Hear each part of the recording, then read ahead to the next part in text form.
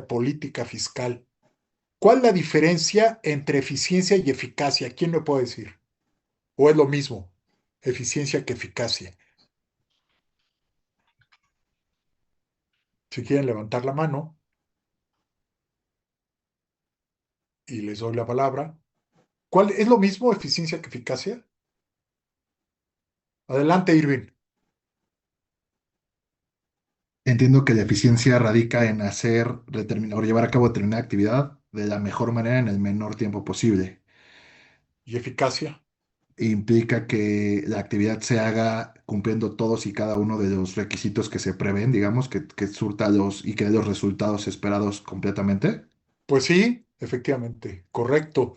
Es el uso, el buen uso de los recursos, como bien dices, está reflejando eficiencia, hacer más con menos. Aquí entra la importancia de la productividad, de la competitividad, de la capacidad de atraer dinero, de la capacidad de atraer inversión, tanto en un país como en una empresa y hasta a nivel personal. Y como bien dices, la eficacia es el logro de los objetivos, que estás logrando los requisitos planteados, que estás logrando los objetivos. Y legitimidad, a esto se le conoce como la mezcla estratégica de las políticas públicas, en donde se maximiza eficiencia, eficacia y legitimidad. Ya definió bien Ervin eficiencia y eficacia, pero ¿qué es legitimidad? ¿A qué se refiere el concepto de legitimidad? Que debe tener toda política pública, toda política fiscal, por ejemplo, ¿no? ¿Quién me dice? Sería como transparencia. Uf, se logra legitimidad con transparencia, exacto, sí, es un medio para obtener legitimidad. Pero ¿qué es la legitimidad? Esto de transparencia es parte de lo que se conoce en la literatura como el accountability, ser transparente, rendir cuentas, evaluar adecuadamente para la rendición de cuentas, ¿ok? Y todo genera legitimidad. Entonces, ¿qué podemos decir que sea legitimidad en una ¿Está política basado en pública? leyes? No, esa es legalidad. La parte del entramado normativo es legalidad y esta legitimidad tiene que ver con la confianza que generas en los administrados, o mejor dicho, en los gobernados, o mejor dicho, en la ciudadanía. No tanto, no únicamente los que votaron por ti, también los que no votaron. Generar confianza. ¿Cómo se genera esta confianza? Y fíjense, el concepto que está atrás de legitimidad y de la generación de confianza es la parte democrática, generar democracia.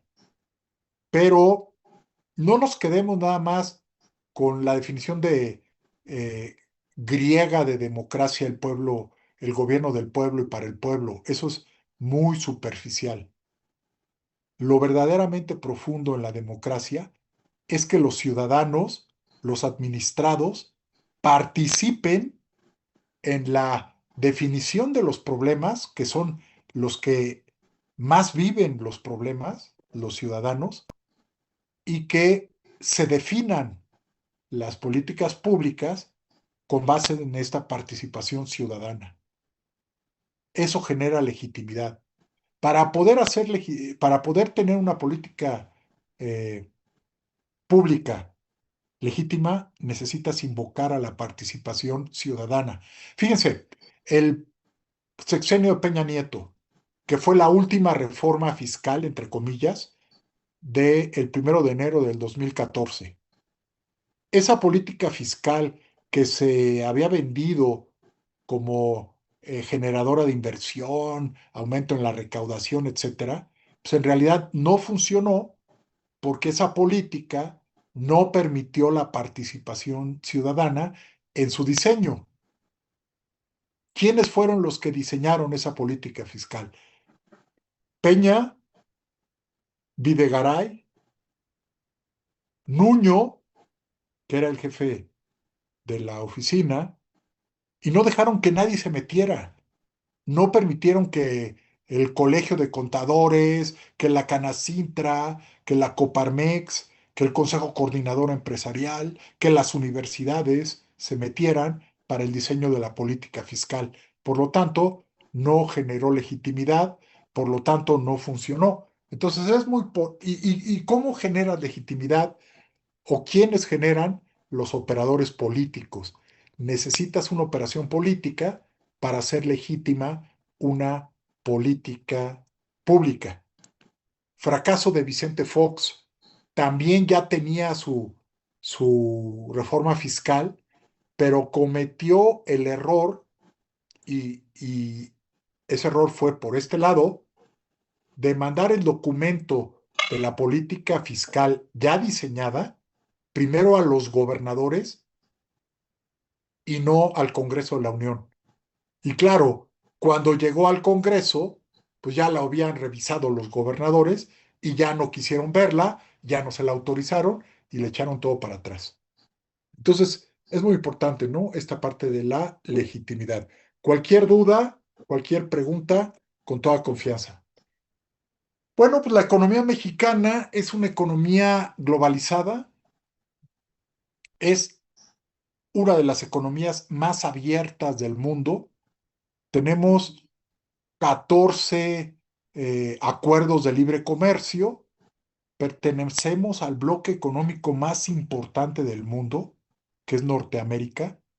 El Tratado de Libre Comercio, ahora TEMEC, a partir del 2017, y que por cierto empieza a revisarse ya, más que una revisión, va a ser una renegociación en esta segunda parte del 2025.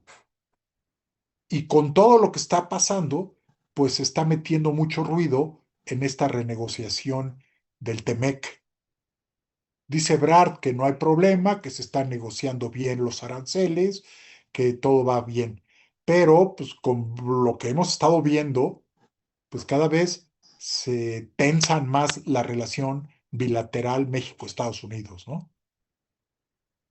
Hace algunos días, el Departamento del Tesoro anunció que 3 intermediarios financieros están involucrados en el lavado de dinero, por ejemplo, ¿no? Y ante ello, pues el gobierno a través de la Comisión Nacional Bancaria y de Valores intervino a 2 bancos y una casa de bolsa. Cuando primero había dicho que necesitaba pruebas un día antes, que no había ninguna evidencia de que estuvieran involucradas, y en la mañana siguiente los interviene, ¿no? Está clara la contradicción. Y aparte, pues es el principio, es el inicio, ¿no? De este, digamos, punto prioritario para el gobierno de Trump, que es atacar a estos organismos terroristas ya declarados, los carteles de la droga en el país, para bajar el tráfico de fentanilo a Estados Unidos y que está generando la principal causa de muerte en sobredosis entre los jóvenes en Estados Unidos, ¿no? Entonces, pues por eso le autorizaron los 170.000 millones de dólares, pues para acelerar estas deportaciones, para controlar el tráfico de fentanilo, etcétera, etcétera. Entonces, vamos a ver que se van a tensar más las relaciones bilaterales con Estados Unidos. Si tuviésemos que definir qué es la globalización, podríamos decir que es la creciente vinculación entre las personas y las sociedades y la interdependencia de las economías, gobiernos y medio ambiente. Importante la parte del medio ambiente. Y tiene este factor implicaciones desde el punto de vista financiero, desde el punto de vista fiscal, por supuesto, y desde el punto de vista de la productividad, competitividad y crecimiento económico. Ya empezó la época de, bueno, se adelantó la época de huracanes, ¿no? Estas ondas tropicales Estas tormentas parece que vienen fuerte en este segundo semestre y le pegan mucho a la parte financiera. Por ejemplo, en el Golfo de México empiezan a cerrar los pozos petroleros, hay presiones para que suba el precio del petróleo, suben los costos para las empresas y si tú tienes una acción de una empresa que está sufriendo un incremento de costos, pues vendes esa acción y se caen las bolsas por y pasó eso con los grandes huracanes que han, Katrina, etcétera, etcétera, etcétera, que han azotado al Golfo de México. La gente que está en Quintana Roo podrá, desgraciadamente, pues les ha pegado bastante, podrá constatar los efectos económicos y financieros de este calentamiento global. 4 criterios para considerar qué tan globalizado está un país, una nación: integración económica, conectividad tecnológica, contacto personal y compromiso político. Tú podrás pensar que la principal economía del mundo, Estados Unidos, pues cumple los 4 y está en el top 5, en los primeros 5, pero no está ni en los primeros 10 del ranking de globalización. ¿Quién me dice cuál de estos 4 no cumple Estados Unidos? Compromiso político, ¿no? Por supuesto, así es. No sé quién, ellos no se comprometen políticamente. Desde el siglo XIX, el secretario de Estado de Estados Unidos declara: Estados Unidos no tiene amigos, tiene intereses y no nos vamos a comprometer políticamente. Entonces, dado que no, como bien dices, Mavi, no cumple con esta parte de la globalización que implica el compromiso político, por eso no está rankeado Estados Unidos en los principales 10 países de globalización. Este es un ranking prepandemia, no ha cambiado mucho. Siempre están estos países en los primeros lugares: Irlanda, Suiza, Singapur, Holanda, Suecia, Finlandia, Canadá, Dinamarca. Y vean, Estados Unidos, lugar número 12, por lo que comentaba Mavi, no se quieren comprometer políticamente. Eh, Trump sacó a Estados Unidos del acuerdo de Kioto, sacó a Estados Unidos bueno, quiere sacar a Estados Unidos de la OTAN, amenazó con sacar a Estados Unidos de la OTAN. Parece que ha tenido una buena negociación con los miembros de la OTAN y por el momento no se va a salir. Pero, pues no les gusta comprometerse. Él es mercantilista, no cree en la globalización. Acuérdense de America First, Make America Great Again, y quiere que las empresas regresen a Estados Unidos y que se rompan las cadenas de valor y las cadenas de suministro en todo el mundo, ¿no? Vamos a ver cómo el mercado de bonos lo va a detener. Adelante, Mavi. Una duda, ¿a qué se refiere el criterio de contacto personal? Ah, la parte de la facilidad que tienen los seres humanos de comunicarse, de vincularse, tanto desde el punto de vista digital, electrónico, que se vincula con la conectividad tecnológica, como los medios de transporte, ¿no? Trenes, aeropuertos, carreteras, ¿no? Esa infraestructura que permite el contacto personal, mami.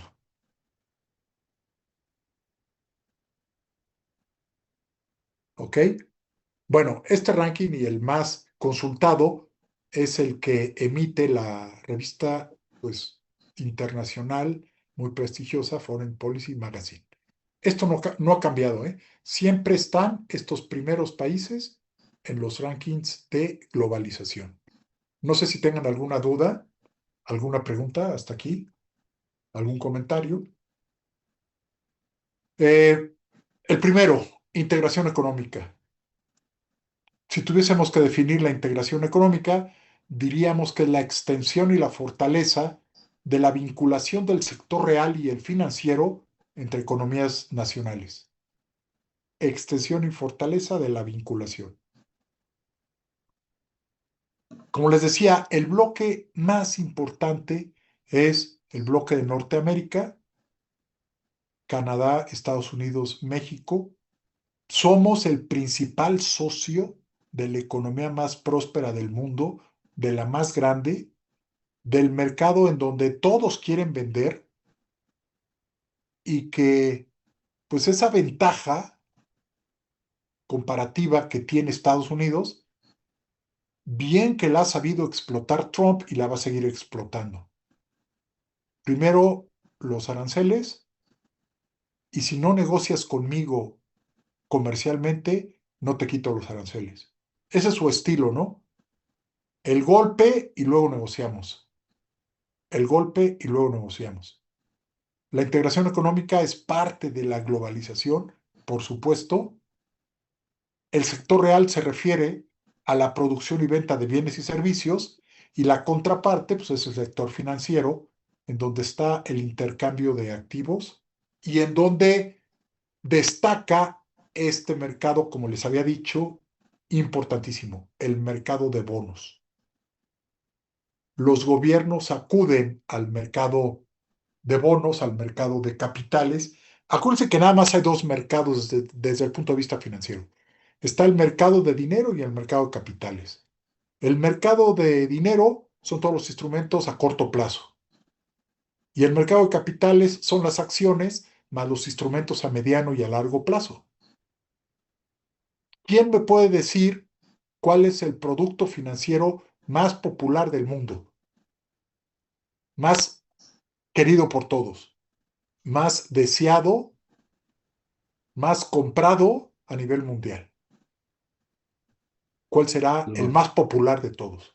¿Los bonos del Tesoro de Estados Unidos? Exacto, ¿a qué periodo? ¿A cuántos años? ¿A 10 años? Sí, señor, exactamente, a 10 años. Esa tasa de interés del bono a 10 años es la que utilizan como referencia todos los bancos en Estados Unidos, por ejemplo, para definir sus tasas de interés de los créditos hipotecarios, de los créditos del auto, de los créditos corporativos. Están viendo básicamente cómo está el rendimiento del bono del tesoro a 10 años. Por ejemplo, al día de hoy cerró este bono que menciona Irving en Estados Unidos, por supuesto, el Treasury, en 4.40. Hay presiones al alza. Y con el anuncio del paquete fiscal de Trump, estarán de acuerdo, estimados, que va a haber un incremento en las tasas de interés del mercado de bonos. Es más, siempre que escuchen, el mercado ya descontó, el mercado ya se adelantó a la curva de rendimientos del tesoro, el mercado ya va adelante, ese mercado está constituido por los traders de los bonos del tesoro, de los dueños de los bonos, de los que compran los bonos del tesoro. Ese es el mercado. Entonces, cuando ve cosas que no le gustan, se empiezan a mover las tasas de interés en el mercado secundario de bonos. También es importante el Treasury a 2 años como referencia para la toma de decisiones. Ahora, por ejemplo, en México, el equivalente es el bono M, ¿no? Bono M de México a 10 años, que hoy cerró a 9.25. 9.25 contra 4.40 en Estados Unidos.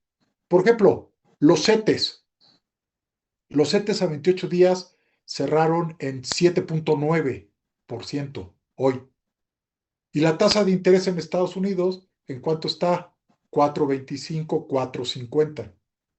Fíjense, en Estados Unidos, vas a Estados Unidos, pides un crédito al 4.25 y te traes los dólares a México y compras CETES que te dan 7.94.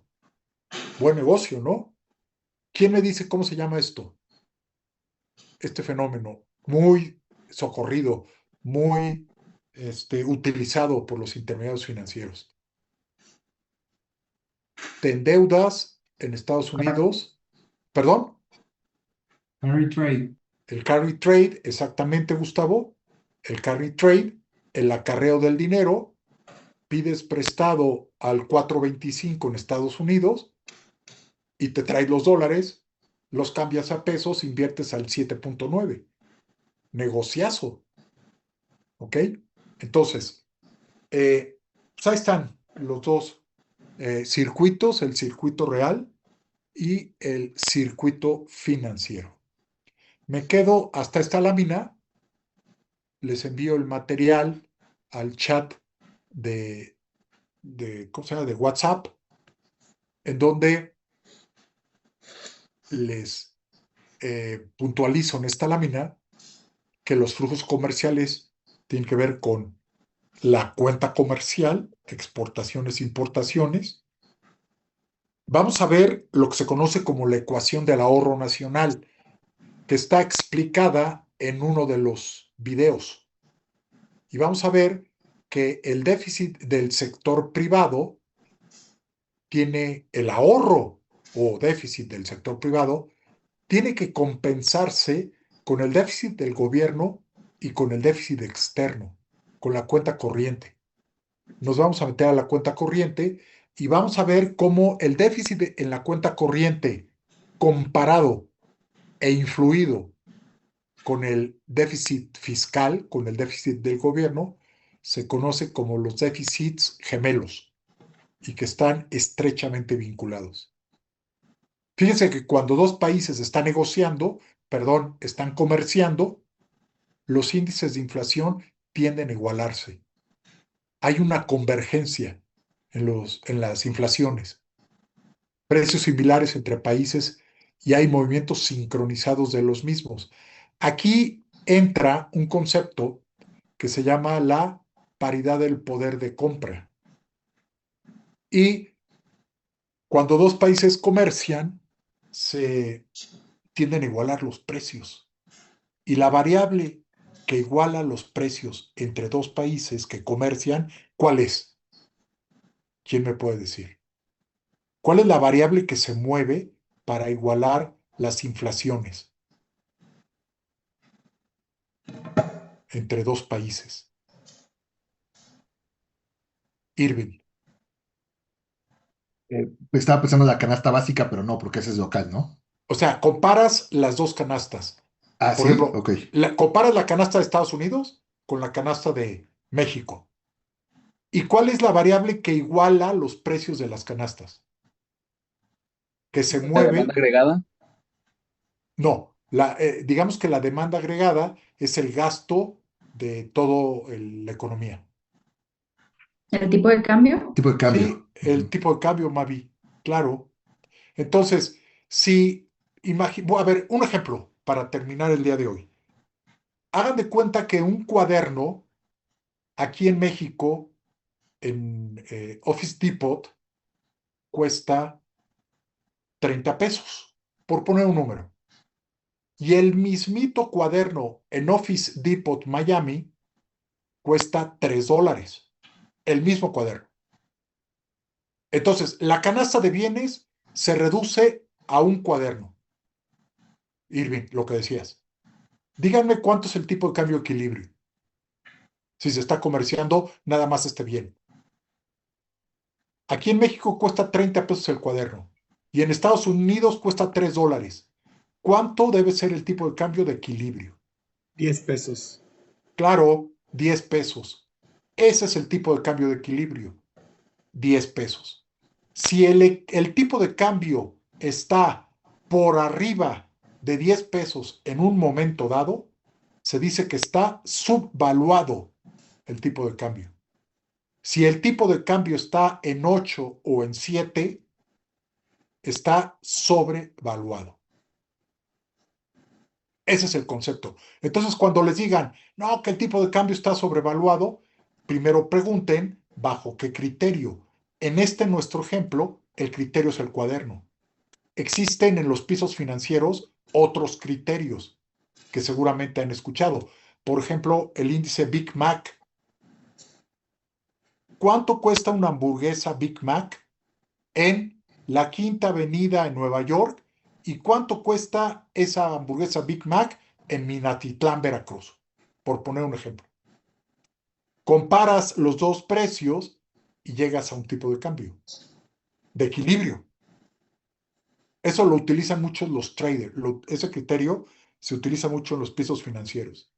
Otro criterio es el café del día de Starbucks, ¿no? Compara lo mismo. ¿Cuánto te cuesta ese café en los Campos Elíseos en París? ¿Y cuánto te cuesta ese café en el centro comercial Santa Fe aquí en México, por ejemplo? Y llegas a un tipo de cambio de equilibrio y haces la comparación. Entonces, siempre que el tipo de cambio está por arriba de el tipo de cambio de equilibrio, en México anda por 18.20 pesos por dólar, calculado por el Banco de México. ¿En cuánto está el dólar? ¿En cuánto cerró hoy? En 18.71. A pesar de que se ha estado apreciando el tipo de cambio, sigue estando subvaluado. ¿Ok? Y además, vamos a analizar que el presupuesto de egresos de la federación, pues tiene que suponer un tipo de cambio. Y ese anda cerca de 20 pesos. O sea que si se aprecia mucho el tipo de cambio, le pega a las finanzas públicas, le pega al presupuesto. Y no es muy conveniente que se siga apreciando, porque le pega a los ingresos del gobierno. El presupuesto, los 9.3 billones de pesos que le autorizaron a Claudia Sheinbaum para este año, están hechos a $20, a 20 pesos por dólar. Entonces, si sigue bajando, pues se van a ver comprometidas las finanzas públicas. Bueno, muy bien. Entonces, termino el día de hoy. No sé si tengan alguna pregunta, algún comentario, alguna duda. Sí, Jaime.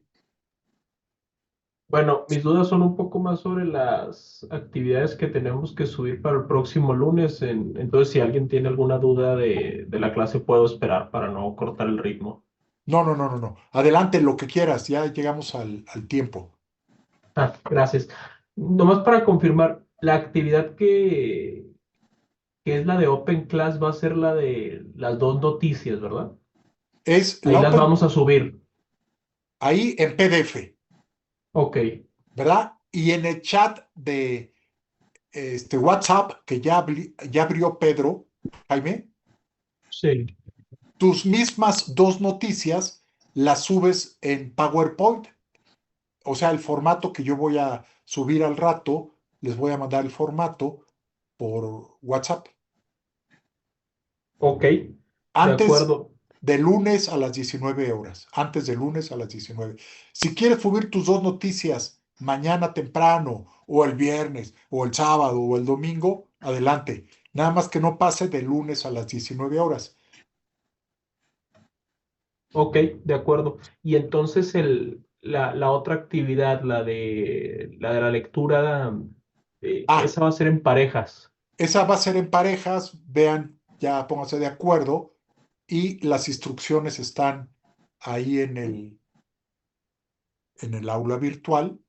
Viene la fecha de entrega. Es muy importante que cumplan con la fecha, porque luego ya la plataforma ya no les deja subir la tarea, ya no les deja subir el entregable. Entonces adelántense lo que ustedes quieran para entregarlas, para subir los trabajos. ¿Sale? ¿Dudas, preguntas, comentarios? Entonces llegaríamos al final del día de hoy. Pues me da mucho gusto estar con ustedes aquí en este curso. Y pues ahorita subo el formato y subo el caso de Barack Obama y Bush para que lo vayan viendo. ¿Sale? De Bueno, acuerdo. excelente. Que tengan una excelente semana. Gracias. Nos estamos Gracias, comunicando buenas por el noches. WhatsApp. Buenas noches. Gracias, Muchas buenas gracias, noches. profesor. Buenas Hasta luego. noches, gracias. Excelente Hasta luego. semana, Hasta luego. excelente semana. Gracias. Gracias, igualmente, buenas noches.